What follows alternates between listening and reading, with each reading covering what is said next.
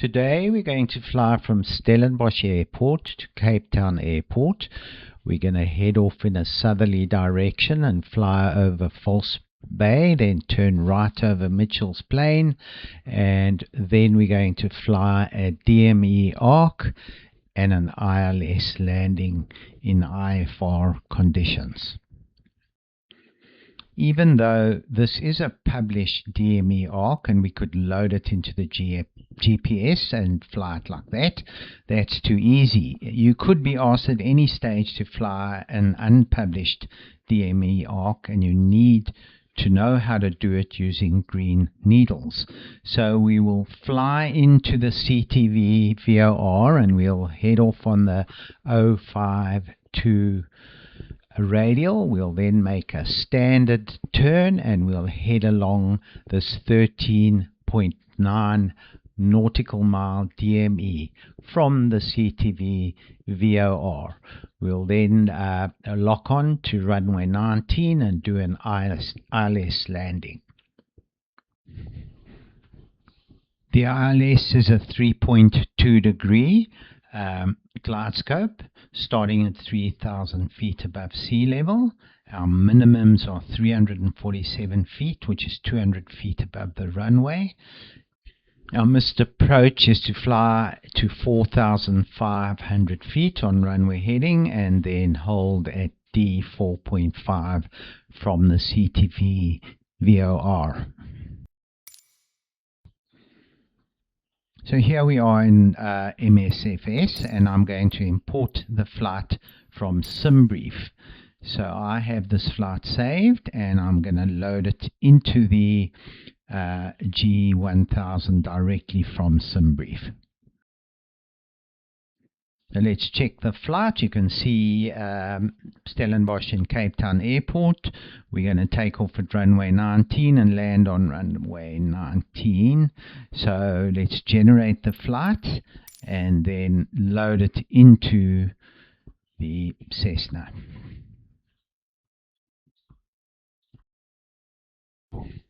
So as easy as that, let's import the route and then hop in the plane and set it up.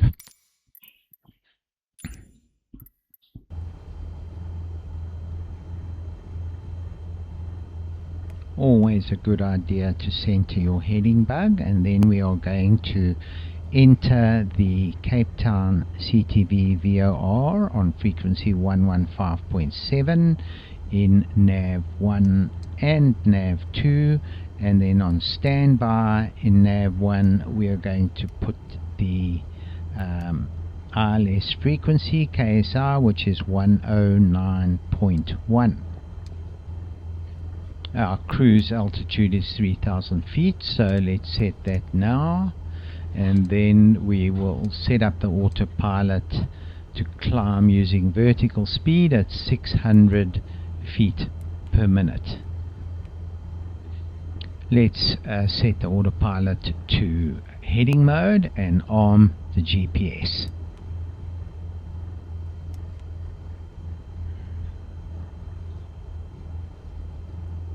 Let's turn on the wind information to option 1, switch on the DME, and then in bearing 1 I'm going to set nav 1, and in bearing 2 I'm going to set nav 2. My ILS minimum is 347 feet, so we'll set it up 350 feet barrow. The next thing we're going to do is set nav 1 to the VOR and a course of 052.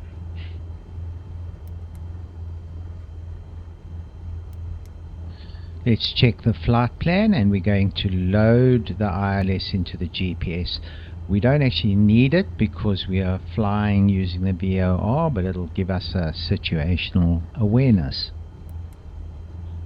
So hit the procedure button and select ILS runway 19 and load it, but don't activate it. Let's set the weather to IFR conditions, and then we are ready to take off. So full throttle and pull back on the stick at about 55-60 knots. Follow the flight director until stable, and then we'll engage the autopilot to follow the GPS. So always think ahead and keep ahead of the aircraft. The next thing I'm going to have to do is I like to center my heading bag all the time, and then we're going up to 3,000 feet, and once we get to 3,000 feet I will have to slow the aircraft down a bit.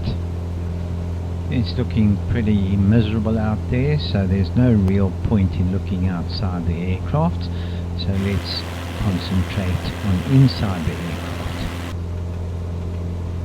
Here we are approaching our altitude of 3,000 feet, and I want to maintain the airspeed at about 100 or just over 100 knots, so I'm going to have to turn down the RPM from 2640, which it is now, to around about 2400 or so.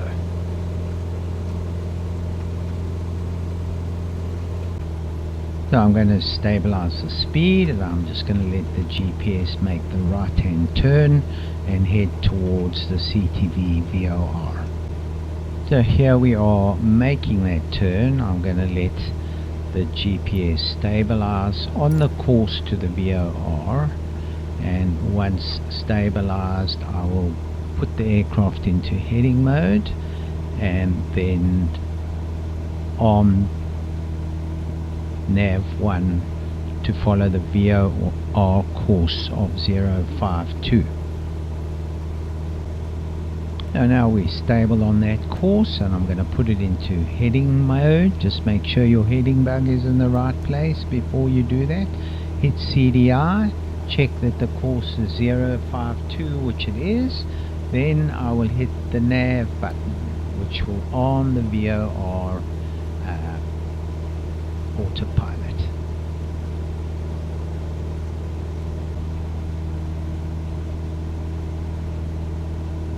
Now we are approaching the CTV VOR, and what should happen is we should fly out on a radial of 052 from the VOR. So what I'm looking for now is this white VOR to activate and go green, and that should happen any minute.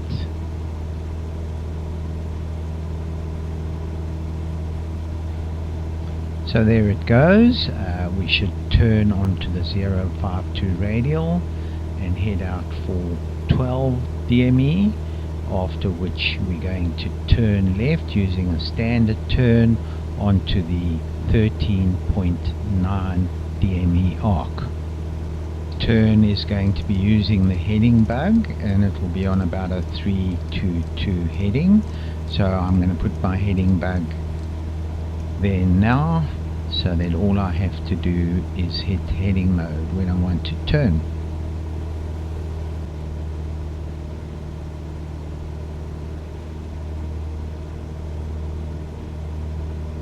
My next decision is to decide when to turn, and there are two formulae. If you're going a bit faster, you multiply your speed by 0.01.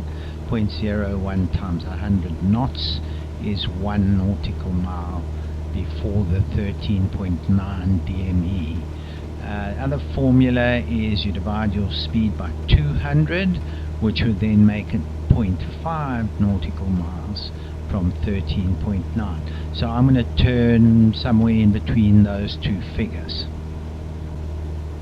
So here we are at 12.8 nautical mile DME, and I'm going to turn at 13.4 or so. So you can see I've got my heading bug already in position, and all I have to do is hit the heading bug, and you can see I've gone into heading mode. And now I'm going to turn onto the arc, and I'm going to watch this DME distance here.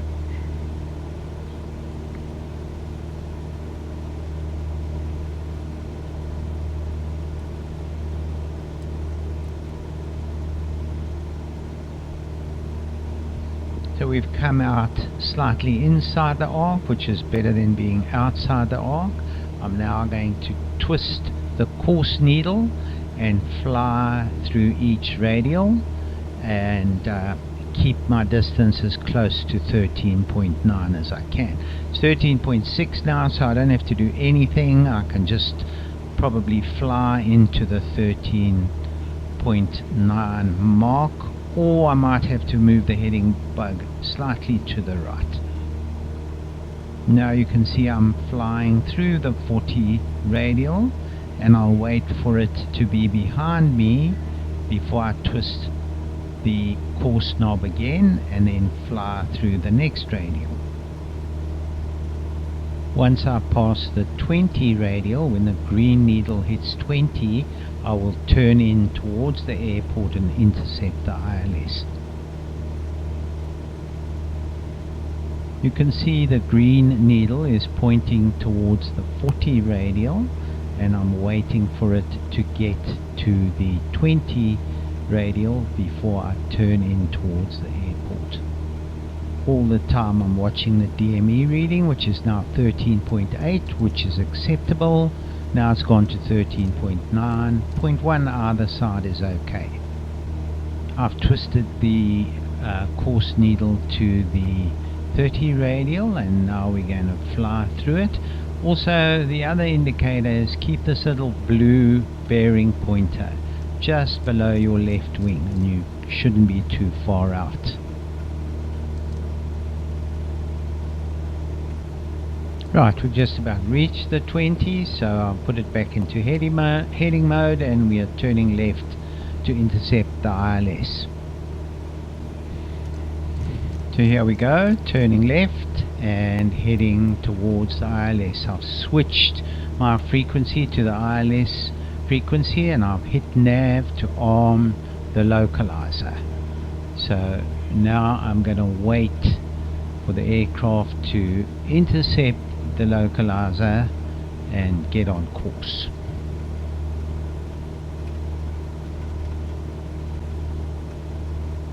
There you go, we're on the localizer now, and I'm going to wait for the aircraft to turn on to a 191 course.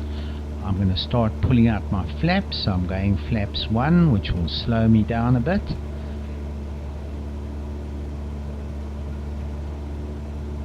So I have two things on my mind at the moment. I'm going to slow the aircraft down, and I'm going to arm the glide scope by hitting the approach button.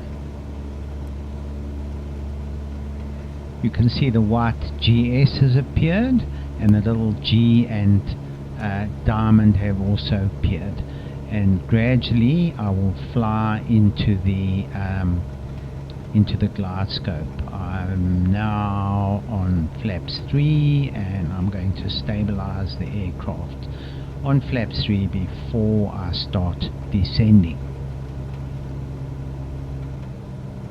Now the little diamond has come down, and we are starting to descend on the glide scope, maintaining a good speed between 70 and 18 knots.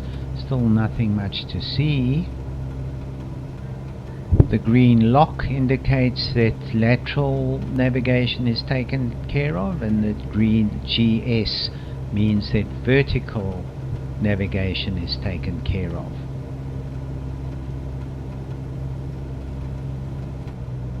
Here at 1400 feet I can still see nothing.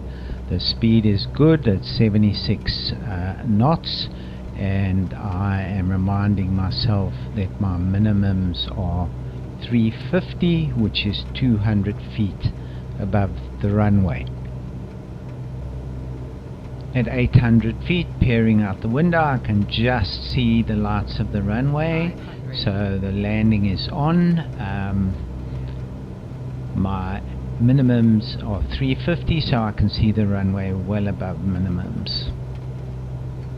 The autopilot can be left on until 200 feet above the runway, but what I've actually found in the sim is that you can leave it on right up to the runway, and it takes you right down there.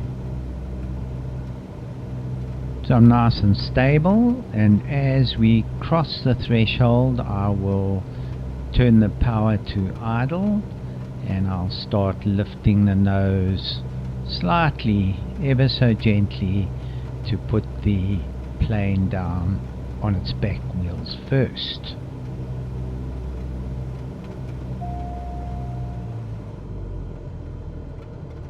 So there we are, landing on runway 19 at Cape Town Airport after having flown a DME Arc. I hope you enjoyed it, and I'll see you in the next one.